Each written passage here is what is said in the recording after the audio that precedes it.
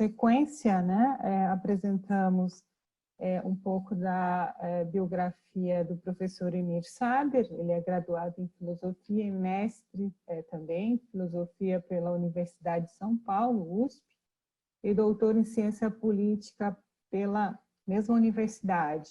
Atualmente é professor do programa de pós-graduação em políticas públicas e formação humana da Universidade do Estado do Rio de Janeiro e coordenador do Laboratório de Políticas Públicas na mesma instituição. Professor Emir Sader, com a palavra. Boa tarde, companheiras e companheiros. Parabéns pela iniciativa. Muito obrigado pelo convite. Crise orgânica do capital, pandemia e luta de classes. Vou tratar de resumir algumas posições sobre essas três questões no prazo determinado. O que significa crise orgânica? Significa que o capitalismo não tem mais capacidade de se reproduzir. A cada momento, cada movimento de reprodução do capital, ele gera mais desequilíbrios. No período histórico anterior ao neoliberalismo, o capitalismo tinha um modelo assentado nos grandes monopólios industriais internacionais, dos quais a indústria automobilística era o mais conhecido.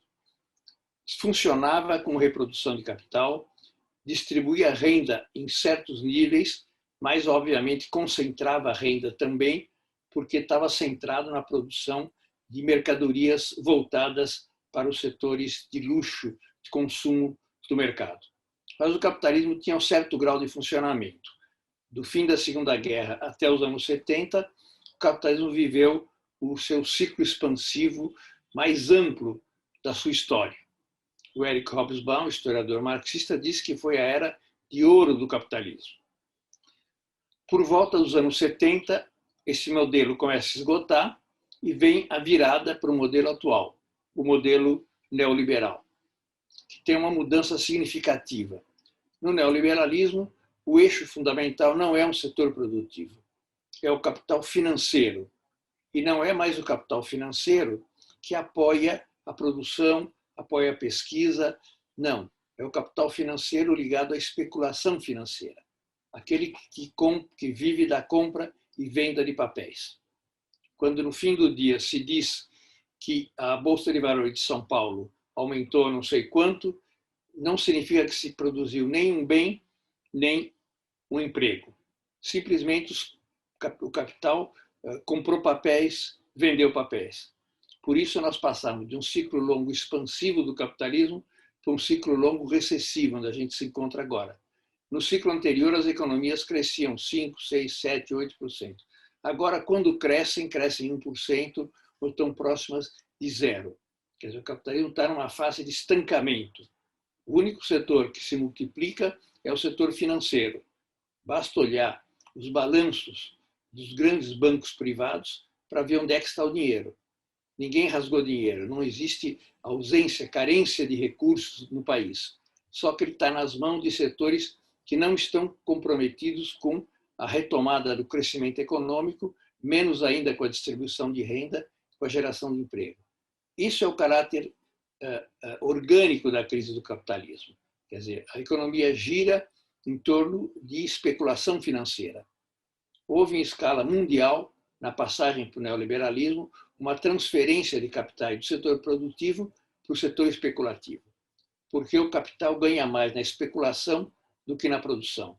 Ganha mais na Bolsa de Valores, onde ela, além do mais, paga menos impostos e tem liquidez total. O que quer dizer? A hora que não se interessa mais, se é despreocupado, preocupado com não continuar num país, aperta um botão e os capitais vão para a Bolsa de Tóquio, para a Bolsa de Nova York. Então, é muito mais rentável, muito mais interessante para o grande capital circular na especulação do que na produção. Na produção ganha menos, tem uma temporalidade maior para ter retorno, enquanto que na especulação o ganho é imediato, paga menos impostos que na produção e tem liquidez total. Não significa que tem o capitalista bom que produz e o ruim que especula. Na verdade, todo grande grupo econômico tem sempre na sua cabeça um setor financeiro que aloca os capitais conforme onde tenha mais recursos. A Votorantim, por exemplo, ganha mais na especulação do que na produção de cimento. Então, há uma financiarização da economia. O capital financeiro penetra em todos os recantos da economia, gerando esse tipo de economia que a gente tem agora, um modelo neoliberal, um modelo segundo o qual tudo é mercadoria, tudo tem preço, tudo se vende, tudo se compra. Contra o direito à educação, prolifera a mercantilização da educação, a educação privada. Contra o SUS e a saúde pública, prolifera os planos privados de saúde. Esse é o mecanismo atual do capitalismo. Então, há uma luta permanente entre modelos que privilegiam a retomada do crescimento, geração de emprego, distribuição de renda, como foram, por exemplo, no Brasil, os governos do PT, e os governos anteriores ao do PT e dos últimos 4 anos, que, na verdade, privilegiam o capital financeiro. Toda a acumulação de capital acaba desembocando na mão do setor financeiro, que usa para sua reprodução simplesmente especulativa. Essa já era a situação da América Latina antes da crise da pandemia, salvo aqueles países que durante anos, na primeira década principalmente, Venezuela, Brasil, Argentina, Uruguai, Bolívia, Equador, impuseram um modelo antineoliberal. Nos outros, predominou sempre o modelo neoliberal. E agora, também países como Equador, como Bolívia, como Brasil. Esse é o modelo generalizado quando chega a pandemia. Quando chega a pandemia, o setor público já está muito debilitado, o setor de saúde pública muito debilitado. O neoliberalismo diminui sistematicamente os recursos para a saúde pública, o que significa menos hospitais, menos leitos de hospitais, menos médicos, menos enfermeiras, menos pessoal de saúde pública. Então, a pandemia nos pega fragilizados, com menor capacidade de resistência pela ação corrosiva do neoliberalismo no setor de saúde pública.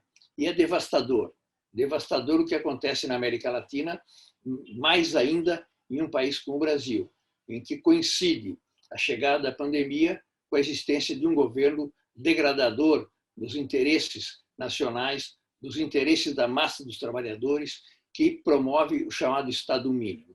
Estado mínimo quer dizer o quê? Quer dizer mercado máximo. Só que, na hora da pandemia, as pessoas buscam acolhimento, suporte, apoio no Estado. Quem cresce, quem se fortalece é o Estado, é o SUS, um programa mais democrático, o programa de saúde pública do mundo, não são os planos privados de saúde. Não é o mercado que acolhe as pessoas, é o Estado.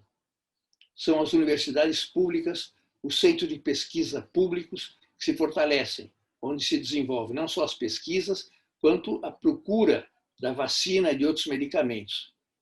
A crise só não é maior nos nossos países pelo extraordinário trabalho do setor público de saúde, pelo seu esforço cotidiano, 24 horas por dia, nos hospitais, atendendo as vítimas da pandemia. No próprio Brasil, tem diminuído o número de vítimas, não porque o governo tenha feito algo. O governo não fez absolutamente nada, desconheceu, é um governo negacionista que nega a ciência, nega a importância, a gravidade da crise da pandemia. Melhorou porque a população passou a usar mais máscaras, só que a população tem um limite. As pessoas que têm recurso, têm salário, podem ficar em casa. A massa da população tem que sair na rua para buscar os seus meios de sobrevivência. Tem que se aglutinar em ônibus superlotados, em trens superlotados, tem que sair na rua, nos mercados, para vender, para comprar e assim por diante. Por necessidade de convivência, não pode manter o isolamento nas casas. Então, a Covid-19, que era uma doença que chegou a alguns setores mais de classe média, se tornou rapidamente uma doença de pobres. As estatísticas são muito claras. Os setores que estão mais fragilizados para ser contaminados são os setores trabalhadores, setores mais pobres. Mesmo quando ficam em casa, frequentemente aglutinados, em casas pequenas, muitas pessoas, além de frequentemente não ter saneamento básico e não ter água. Então, na verdade, a situação deles é muito grave, tanto na vida privada quanto na vida pública, quando saem para tentar trabalhar. Então, essa pandemia se tornou rapidamente uma pandemia que atinge os pobres. Estatisticamente é muito claro quem é vítima da pandemia, quem morre, quem pega o vírus, quem tem dificuldade para se tratar e quem termina morrendo. Então, isso agudizou muito a luta de classes na América Latina, porque a concentração de renda aumentou cada vez mais. Tem gente que dizia no começo que a pandemia era democrática, atingia todo mundo. Potencialmente, sim, só que alguns se defendem muito melhor do que os outros. Então, na realidade, é uma doença que atinge os mais vulneráveis, que é o que está acontecendo agora. A gente tem uma precarização do trabalho no Brasil, é óbvio, né? No final do primeiro ano Bolsonaro, a economia já não crescia. E além do mais, se tinha 12 milhões de desempregados e cerca de 38 milhões de pessoas em situação precária. Quer dizer, quase 50 milhões de pessoas. Esse dado se multiplicou pelo menos por 2. Hoje a gente tem pelo menos 100 milhões de pessoas, metade da população brasileira, em situação de precariedade. Quer dizer, não tem trabalho com carteira de trabalho. É uma crise social nunca vista pelas suas dimensões. Ela pode ser remediada minimamente com auxílios emergenciais. Foi dado nos 600, vai diminuir para 300 e vai acabar no fim do ano. Mas isso não faz, primeiro, retomar o crescimento da economia. A economia não cresce simplesmente com distribuição de renda, cresce com investimentos estatais. Isso não existe. Em segundo lugar, o bem-estar da população não se resolve com auxílios emergenciais. Se resolve com emprego, com salário, com carteira de trabalho. Então, é uma luta muito dura. Se está, na verdade, passando agora do auge da pandemia para uma situação não ainda de pós-pandemia, mas em que se vai normalizando no sentido que a população sai das suas casas, volta aos trabalhos, as fábricas nunca deixaram de funcionar, os escritórios passam a funcionar, a economia ambulante de rua está funcionando intensamente, a sociedade se volta a se colocar em prática, só que o capital não se reproduz. Enquanto isso, quem se fortaleceram foram as grandes fortunas, foram os bancos privados. Quer dizer, fechar a quantidade de pequenas e médias empresas que fecham e mandam embora as pessoas. Mesmo médias empresas, mesmo setores industriais produtivos estão com dificuldade. Não tem capitais para investir e não tem mercado de consumo pela concentração de renda existente.